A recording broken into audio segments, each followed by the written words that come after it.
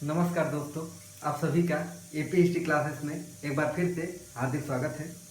दोस्तों, आज हम लोग का जो टॉपिक होगा मराठा के बारे में बात करेंगे। इससे पहले हम लोग एक एक करके आधुनिक भारत में चर्चा कर रहे थे और आज हम लोग बात करेंगे मराठा के बारे में।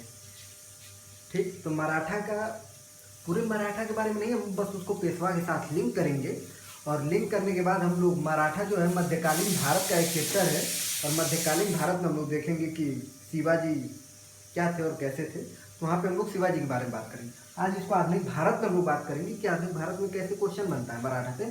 कई बार आईएएस में क्वेश्चन बन चुका है, तो हम लोग आईएएस के हिसाब से देखेंगे कि आईएएस में कैसे क्वेश्चन बनता है। ठीक, तो आइए देखते हैं मराठा। पहली बार थोड़ा सा यहाँ पे हल्का नॉलेज ले लेते हैं।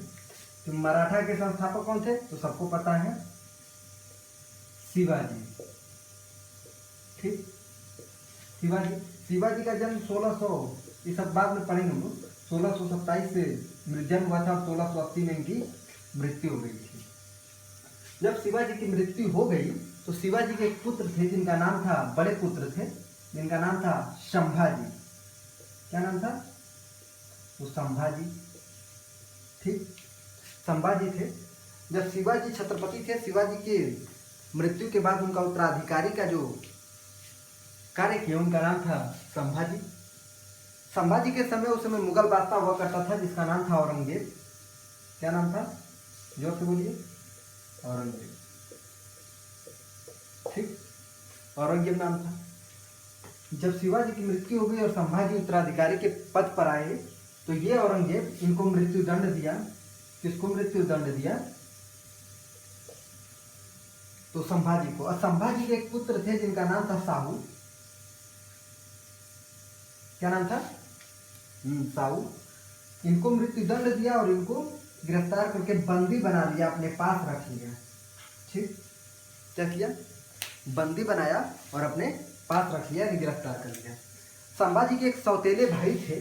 क्या थे, सौतेले भाई थे, यानी शिवाजी के दूसरे पुत्र थे जिनका नाम था राजा राम फर्स्ट। राजा राम फर्स्ट। शिवाजी छत्रपति थे, उनकी मृत्यु के बाद संभाजी हुए। जब संभाजी को मृत्यु दंड दे दिया गया तो उनकी मृत्यु हो गई। अगर उनका बेटा जो साहू था, साहू को अगर गिरफ्तार न किया होता औरंगजेब तो बादशाह कौन, छत्रपति अगला कौन बना होता, तो साहू बने होते। साहू को भी हटा दिया तो इनकी तो वंशावली खत्म हो गई ना, तो बचे कौन, राजा राम। तो संभाजी के बाद जो अगले छत्रपति बने उनका नाम था राजा राम।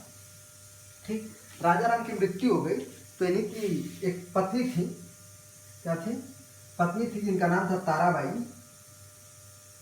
ठीक, और ताराबाई के एक पुत्र का नाम था शिवाजी द्वितीय। क्या नाम था, शिवाजी सेकेंड। अब देखिए, जब शिवाजी सेकेंड और ताराबाई, जब राजा राम की मृत्यु हो गई तो शिवाजी भी बालक था और उन्हीं की संरक्षिका थी कौन, ताराबाई। ताराबाई संचालन कर रही थी सत्ता का। तभी औरंगजेब के बाद एक अलग बादशाह आते हैं, मुगल बादशाह, जिनको नाम था राजकुमार आजम। राजकुमार आजम, राजकुमार आजम। राजकुमार आजम के एक सलाहकार थे। सलाहकार तो इनके दो थे, लेकिन एक प्रमुख था जिनका नाम था जुल्फिकार खान। जुल्फिकार खान। और एक का नाम था असद खान। ये नाम मैं पहले भी बता चुका हूँ कि जुल्फिकार का और असद खान के कहने पर ज्यादातर जजिया करके समाप्ति करता है। ठीक, ये बात जजिया कर वाली वीडियो में पड़ा हुआ, वहाँ से उसको देखिएगा।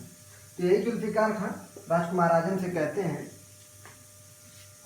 कि अगर हम लोग साहू को, ये जो साहू है, साहू को रिहा कर देंगे तो उसके आंतरिक जो परिवार है, परिवार में युद्ध छिड़ जाएगा। कैसे छिड़ेगा युद्ध, जब साहू को रिहा किया जाएगा तो ये जाके अपनी चाची या ताराबाई से सत्ता का मांग करेगा और इन दोनों के बीच जो सत्ता संचालन पहले से कर रहा है सत्ता देना नहीं चाहेगा। और जब देना नहीं चाहेगा और ये लेना चाहेगा तो इन दोनों के बीच युद्ध होगा। युद्ध होगा तो मराठे यानी पेशवा कमजोर होगी। जब पेशवा कमजोर होगा तो मुगल सत्ता को फायदा होगा, क्योंकि ऐसा तय हो चुका था। जब पानीपत का तृतीय युद्ध हम लोग देखेंगे 1761 ईस्वी में, उसको दिखाया भी हूँ मैं क्वेश्चन के माध्यम से। वहाँ पे देखेंगे कि मुगलों के बाद ऐसा लग रहा था कि भारत में सत्ता करेंगे कौन, मराठे। तो उसको अभी लिंक करेंगे इसके साथ। ठीक, ध्यान से देखिए। तो जुल्फिकार खान के कहने पर राजकुमार आजम जुल्फिकार खान के कहने पे राजकुमार राजा रिहा करता है किसको, साहू को। जब साहू रिहा होते हैं तो डायरेक्ट जाके किससे मिलते हैं, ताराबाई से। ताराबाई से मिलकर कहते हैं कि चाची अब सत्ता हमें सौंप दिया जाए। ताराबाई बताती हैं कि देखो जब शिवाजी की मृत्यु हो गई तो संभाजी तुम्हारे पिता जो थे वो शासन का संचालन किए, लेकिन उनकी मृत्यु हो गई, तुम नहीं थे, तो मेरे पति यानी राजा राम फर्स्ट शासन का संचालन कर रहे थे। जब उनकी मृत्यु हो गई तो मैं खुद इतने कठिन परिश्रम में शासन का संचालन कर रही थी, कैसे मैं तुमको दे दूं, तो इसलिए सत्ता मैं चलाऊंगी। ये दोनों में बात बनती नहीं है। तत्पश्चात एक लड़ाई होती है जिसको हम लोग कहते हैं खेर की लड़ाई। खेर की युद्ध लिख लीजिए। खेर के युद्ध में साहू विजय हो जाता है और ताराबाई की पराजय होती है, और तत्पश्चात ताराबाई को यहाँ से निर्वासित करके कोल्हापुर भेज दिया जाता है। कहाँ भेज दिया जाता है, तो कोल्हापुर। ठीक, क्वेश्चन बना हुआ है, विशेष का क्वेश्चन बना हुआ है। ठीक, कि कोल्हापुर में किसको निर्वासित कर दिया गया था, तो 4 ऑप्शन रहेगा। और उसमें बेगम हजरत माल को भी डाल दिया जाता है। तो बेगम हजरत माल भी भागी थी कहीं, लेकिन उसको 1857 की क्रांति के साथ हम लोग लिंक करेंगे, और नेपाल गई थी, वो गए थे धुंधु पंत यानी नाना साहब भी गए थे, तो उसको वहाँ पे देखेंगे। यहाँ पे ताराबाई कोल्हापुर को उनको निर्वासित किया जाता है। अब देखिए इसके साथ लिंक करके अब साहू क्या होता है, छत्रपति बनता है। साहू जब साहू छत्रपति बनता है तो इसने पहली बार एक पेशवा नियुक्त करता है जिसका नाम रहता है बालाजी विश्वनाथ। क्या नाम रहता है, बालाजी विश्वनाथ। ठीक, बालाजी विश्वनाथ को पहला पेशवा नियुक्त करता है, और बालाजी विश्वनाथ को द्वितीय मराठों का द्वितीय संस्थापक कहा जाता है। किसको, बालाजी विश्वनाथ को। बालाजी विश्वनाथ को क्या कहा जाता है, द्वितीय पेशवा के नाम से जाना जाता है। अब देखिए बालाजी विश्वनाथ जब सत्ता का संचालन करता है तो इस समय जो मुगल दरबार होता है, क्या मुगल दरबार में कुछ गुटों के बीच मतभेद चलता है, जिसमें ईरानी गुट, तुरानी गुट और हिंदुस्तानी गुट रहते हैं। और हिंदुस्तानी गुट के एक सदस्य रहते हैं जिनका नाम रहता है सैयद बंधु। सैयद बंधु किससे संबंधित है, तो हिंदुस्तानी गुट से।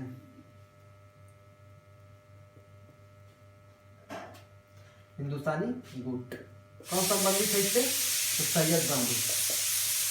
ठीक, सैयद बंधु बालाजी विश्वनाथ से एक बैठक करते हैं, बातचीत करते हैं, और उसमें कहते हैं कि अगर आप हमें सैन्य सहायता देंगे, किससे कहते हैं सर, बालाजी विश्वनाथ से, कि अगर आप हमें सैन्य सहायता देंगे तो हम आपको जो चौथ और सरदेशमुखी आप वसूल रहे हैं उसको हम लोग मान्यता देंगे। ये बात दिल्ली में हो रही है। तो इसने कहा ठीक है, हम आपको सैन्य सहायता देंगे और आप हमें चौथ और सरदेशमुखी दीजिएगा।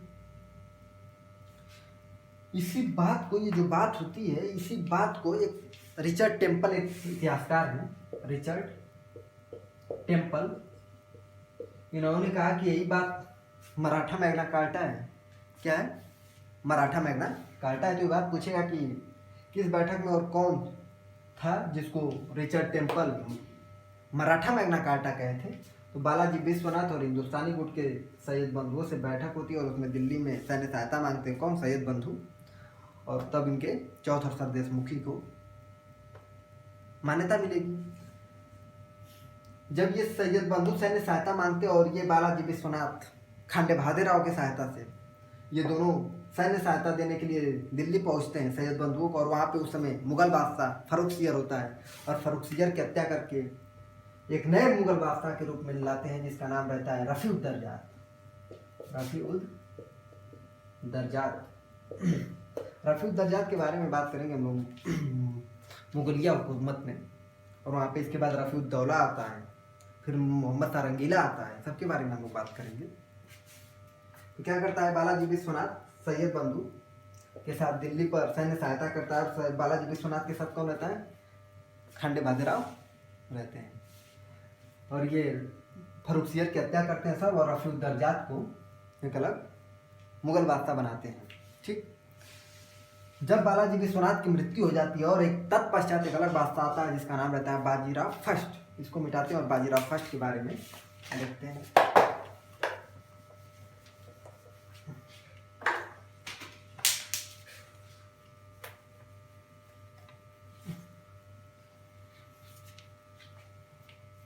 इसके बारे में बालाजी विश्वनाथ देख लिए हम लोग, बालाजी विश्वनाथ क्या ये पहला पेशवा है, इसके बाद जो इसका उत्तराधिकारी आया उसका नाम था बाजीराव फर्स्ट। बाजीराव फर्स्ट के समय 2-3 ऐसा कांड है, उसको देख लेते हैं हम लोग ऐसे, बहुत इंपॉर्टेंट है ये। किसी ने कहा था मुगलों को, किसको कहा था? मुगलों को, कि टहनियों पर प्रहार करने से,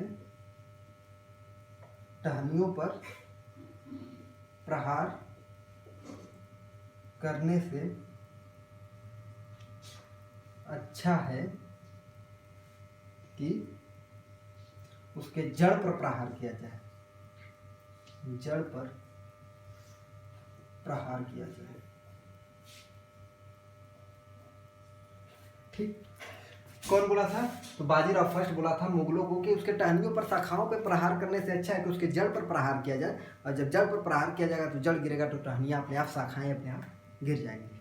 ये बात कौन बोला था?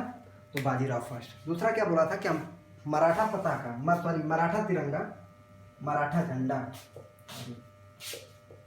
ठीक, मराठा झंडा हम अटक से कटक तक फहराएंगे। तो स्टेटमेंट कौन दिया था?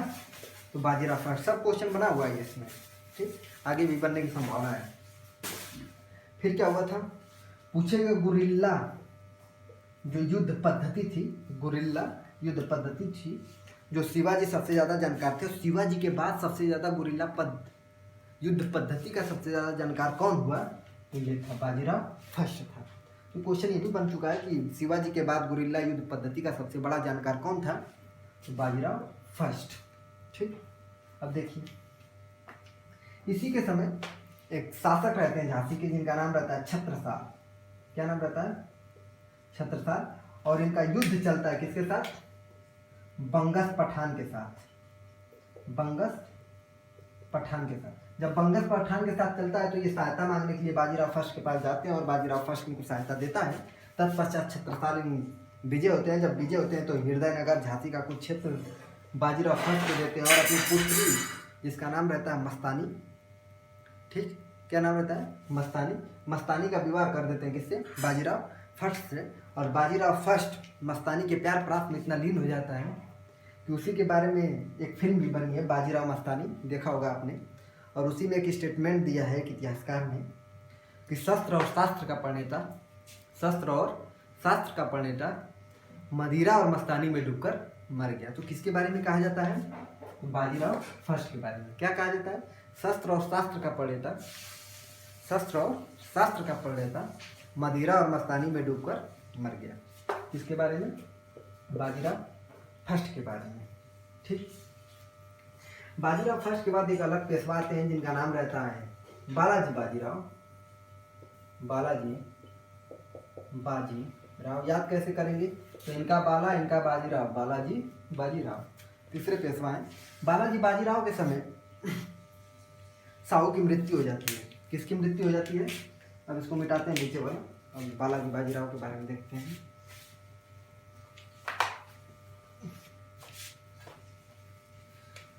बालाजी बाजीराव के समय साहू की मृत्यु हो जाती है और तत्पश्चात एक अलग छत्रपति आते हैं जिनका नाम रहता है राजा राम सेकेंड। वहाँ पे फर्स्ट थे, यहाँ पे सेकेंड है। राजा राम सेकेंड और क्या बोलते हैं, बालाजी बाजीराव के बीच एक संधि होती है जिसको संगोला की संधि कहते हैं। क्या कहते हैं? संगोला की संधि। ये क्वेश्चन बहुत ही इंपॉर्टेंट, आईएएस की दृष्टि से, बहुत ही पेपर की दृष्टि से देखा जाए इसके तो बहुत इंपॉर्टेंट है। संगोला की संधि से ही आगे आने वाले भविष्य में क्वेश्चन भी बन सकता है इसे, कि संगोला की संधि किसके किसके बीच हुई? तो राजा राम सेकेंड और बालाजी बाजीराव। क्वेश्चन ये नहीं पूछेगा, कभी भी नहीं पूछेगा किसी भी एग्जाम में, ऑल वनडे का बात छोड़ दिया जाए तो। संगोला की संधि राजा राम सेकेंड और क्या बोलते हैं बालाजी बाजीराव के बीच हुआ। और इस संधि से क्या कहा गया? तो जो छत्रपति है ना, छत्रपति की सारी शक्तियाँ पेशवा में निहित कर दी गई। तो क्वेश्चन बन सकता है कि छत्रपति की सारी शक्तियाँ पेशवा में निहित कर दी गई किस संधि से? तो संगोला की संधि से। भविष्य में 27 जून को पेपर है आईएएस का, उसमें क्वेश्चन ये बन सकता है। तो ध्यान रहे, संगोला की संधि किसके बीच? राजा राम सेकेंड और बालाजी बाजीराव के बीच। ये याद नहीं रखना है किसके किसके बीच हुआ है, बस ये याद रखना है कि इसमें क्या हुआ था। तो छत्रपति की सारी शक्तियाँ निहित कर दी गई किसके में? पेशवा में। और बालाजी बाजीराव उस समय पेशवा था और उसके बाद छत्रपति का काम समाप्त हो गया। ठीक, बालाजी बाजीराव के समय और क्या हुआ तो उसको देख लेते हैं। बालाजी बाजीराव बालाजी बाजीराव के समय पानीपत का तृतीय युद्ध होता है। कौन सा? पानीपत का तृतीय युद्ध। रुक जाइए, इसमें इंक डाल देते हैं। क्या होता है? पानीपत का तृतीय युद्ध। कब हुआ था पानीपत का तृतीय युद्ध? बताइए जल्दी आप। बोलते रहिए, सुन रहा हूँ मैं। बताइए। 1761 ईस्वी में। 1761 ईस्वी में किसके किसके बीच हुआ था युद्ध? एक मिनट रुक जाइए।